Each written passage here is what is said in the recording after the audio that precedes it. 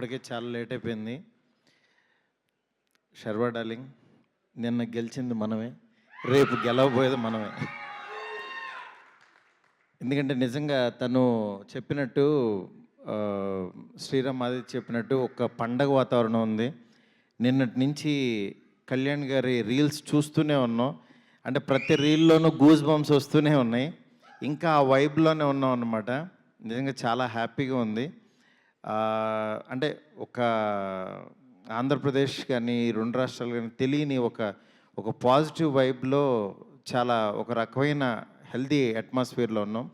డెఫినెట్గా ఎల్లుండే ఈ సినిమా అదే కంటిన్యూ అవుతూ నిజంగా ఫ్యామిలీస్ అందరికీ వెళ్ళి ఎంటర్టైన్ చేస్తుంది అనడంలో డౌట్ లేదు. ఎందుకంటే శర్వాని చాలా రోజుల తర్వాత మళ్ళీ నాకు నా మహానుభావుడు మహానుభావుడులో ఎంత ఫ్రెష్గా అనిపించాడో మళ్ళీ ఈ సినిమాలో చూస్తుంటే అంత పాజిటివ్ వైబ్ ఉంది. తనతో అంటున్నాను, నిజంగా డ్రెస్సులు కానీ అది కానీ ఇంకా ఇంకా ఇంకా యంగ్ అయిపోతున్నాడు రోజు రోజుకి. ఏం డార్లింగ్, అసలు కాలేజ్ లవ్ స్టోరీస్ కదా, స్కూల్ లవ్ స్టోరీస్ తీయలేము నీతో. నిజంగా చాలా హ్యాపీగా ఉంది. ఇక్కడ ఈ సినిమాకి కృతి ప్రొడ్యూసర్గా రావడం, పూర్తి బాధ్యత తీసుకుని ఒక సినిమాని ఇంత బాగా ఆడియన్స్ ముందుకు తీసుకురావడం, ఆల్ ది బెస్ట్ కృతి. నిజంగా అలాంటి ఫాదర్ ఉండటం గ్రేట్ నాన్న. ఎందుకంటే ఆయన విశ్వప్రసాద్ గారు ఎంత హార్డ్ వర్క్ చేస్తారో అసలు, అంటే గ్రౌండ్కి వచ్చి వర్క్ చేస్తుంటారు. అట్లాంటి పర్సను, మంచి టీం అందరూ.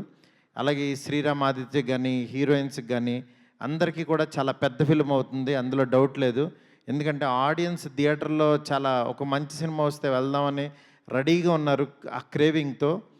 డెఫినెట్గా ఈ సినిమా నిజంగా ఆడియన్స్కి మంచి బ్రీతింగ్ ఇస్తుందని అనుకుంటున్నాను. ఇప్పుడు వస్తూనే యాక్చువల్గా ప్రభాస్ గారితో మాట్లాడుతుంటే ఈ సినిమా దీని గురించి ఆయన అన్నారన్నమాట, ఆల్ ది బెస్ట్ చెప్పమని చెప్పి. అందుకని చెప్పి డార్లింగ్ టీం అందరికీ ఆల్ ది బెస్ట్ చెప్పమన్నారు. నిజంగా ఈ సినిమా బాగా ఆడాలని చెప్పి మనస్ఫూర్తిగా కోరుకుంటున్నాను. All the best to entire team. Thank you.